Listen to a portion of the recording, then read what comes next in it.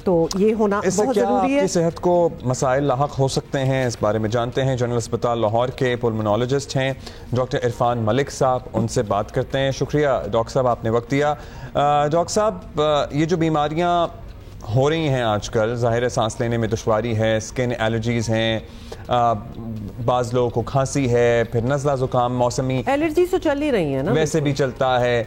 कोई मुस्तकिल ख़तरनाक बीमारियां भी हो सकती हैं अगर ये आपका कंसिस्टेंट एक्सपोजर रहे हर साल स्मोक से? बहुत पर्टिनेंट क्वेश्चन है। हम लोग स्मोक को अनफॉर्चुनेटली सिर्फ फील करते हैं विंटर सीजन में, क्योंकि ये विजिबल होती है। एक बात याद रखें कि लाहौर बड़े शहरों में smoke through out the year किसी न किसी फॉर्म में लो लेवल पे परसिस्ट करती है। तो जो आपके ऑर्गन इससे डायरेक्ट इन्वॉल्व होते हैं उनमें आपकी स्किन है, आइज़ हैं, लंग्स हैं, एंड डोंट फॉरगेट कि आपके जो हार्ट है उसको भी ये इम्पेक्ट करती है। तो बिल्कुल आपने सवाल जो पूछा वो ऐसा ही है। एक हमारी डिजीज़ है जिसको हम COPD कहते हैं, जो कि 3rd leading cause of death है वर्ल्ड वाइड। तो आपके लिए बड़ा हैरानकुन होगा कि उसका एक रिस्क फैक्टर पोल्यूशन भी है। इसको COPD-P कहते हैं, यानी आपका जो लंग्स हैं वो अस्थमा की तरह डैमेज होता है, लेकिन ये फुली रिवर्स नहीं करता। इसके अलावा जो प्रेग्नेंट फीमेल है उसमें लो बर्थ बेबी पैदा हो सकते हैं, मिसकैरेज हो सकते हैं, हार्ट अटैक का बाइस बन सकता है आपको, और डिफरेंट डिजीज़ जिसमें आइज़ की भी डिजीज़ शामिल हैं और स्किन की डिजीज़ भी हैं, उसका भी ये बाइस बनता है। डॉक्टर साहब, आपने तो बड़ी सीरियस की चीज़ें बता दी, बिकॉज ऑब्वियसली एक there is a whole school of thought जो समझते हैं कि सिर्फ सांस की प्रॉब्लम या ऑब्वियसली इस किस्म के थोड़े बहुत इशू होंगे या स्किन के, लेकिन आप तो बर्थ तक भी पहुंच गए हैं, तो this is very very alarming. अब बताएं कि इन बीमारियों से बचना है तो इस सीज़न में आवाम को एहतियात क्या करनी होंगी? मतलब मास्क वगैरह तो हम बताते रहते हैं और बहुत से लोग हैं इसको फॉलो भी करते हैं। खाने पीने में भी कोई एहतियात हो सकता है या कोई एहतियाती दवाएं जो प्रीएम्प्टिवली ली जा सकती हैं, कुछ इस किस्म की भी हैं आपके पास तजावीज़?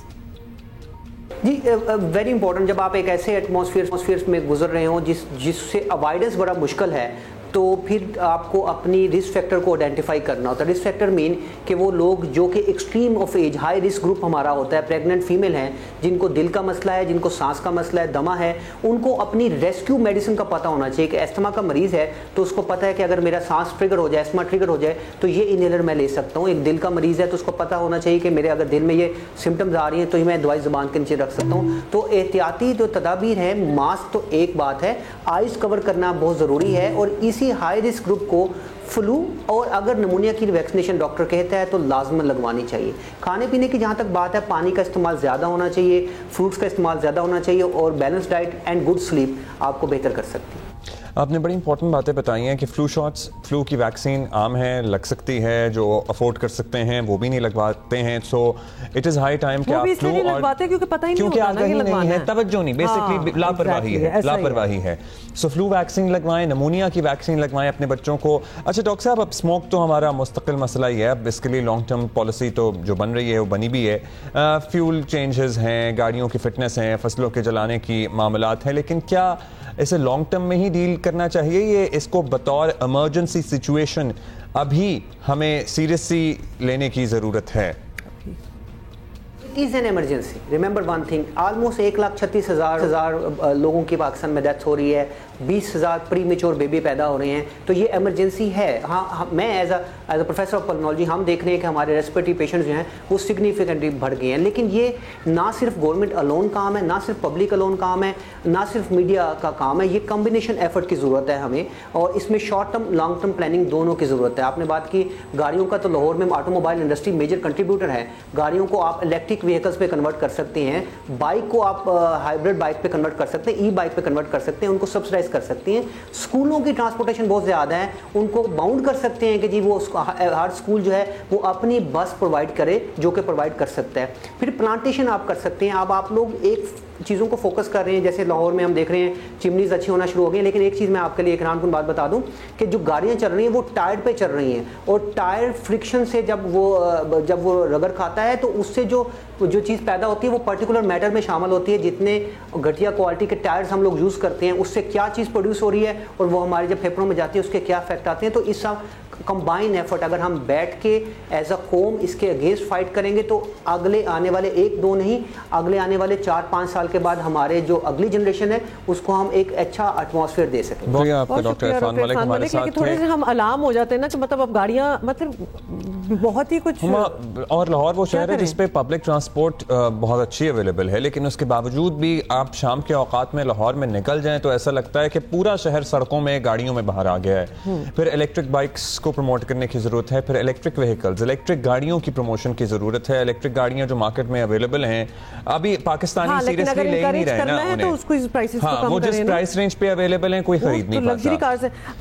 एक हमारे माइंडसेट का भी मसला है, मतलब हम फोन्स में अभी तक उस बात में फंसे हुए हैं कि जिस फोन में सिम डलेगी वो महंगा होगा, जो ई सिम होगी वो सस्ता होगा। मतलब हमारी जहालत का आप लेवल चेक करें।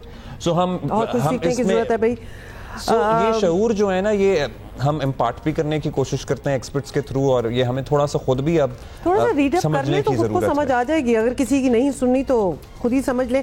अच्छा जी, लाहौर से ही हमने जरा आंखों देखा हाल भी ऑब्वियसली जानना है। उमे फरवा नुमाइंदा जियो न्यूज़ लाहौर हमें ज्वाइन कर रही। उमे फरवा, इस वक्त क्या सिचुएशन है? गुड टू सी कि आपने मास्क पहना हुआ है, जरा बताइएगा आलूदगी का लेवल आपको क्या फील हो रहा है?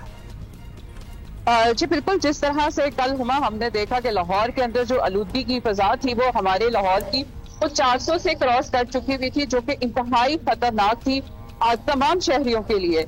आज जो है वो देखने में आ रहा है कि आज इस वक्त एयर क्वालिटी इंडेक्स लाहौर की थोड़ी सी बेहतर है, आज 208 के करीब है, और आलूदा तरीन शहरों में लाहौर जो है आज दूसरे नंबर पर है।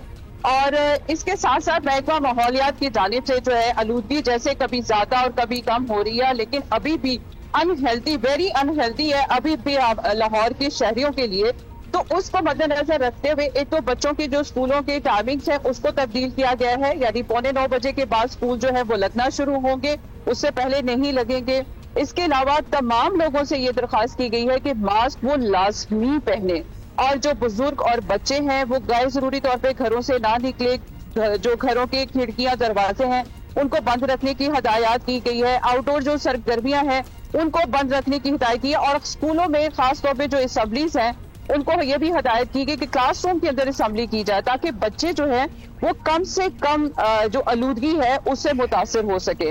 अभी जिस तरह से डॉक्टर इरफान ने भी बताया कि जिस तरह से आलूदगी बढ़ना शुरू होती है, एलर्जी के मसाइल शुरू हो जाते हैं, तो ये कल जो जिस तरह से आलूदगी हमें देखने में मिली कि लाहौर के अंदर बहुत ज्यादा आलूदगी थी, तो उसको देखते हुए ये है कि आंखों में जलन, यानी कल जब मैं गई हूँ घर तो मुझे खुद आंखों में जलन का एहसास हो रहा था, गले के अंदर भी इसी तरह से फील हो रहा था कि कुछ हो गया है।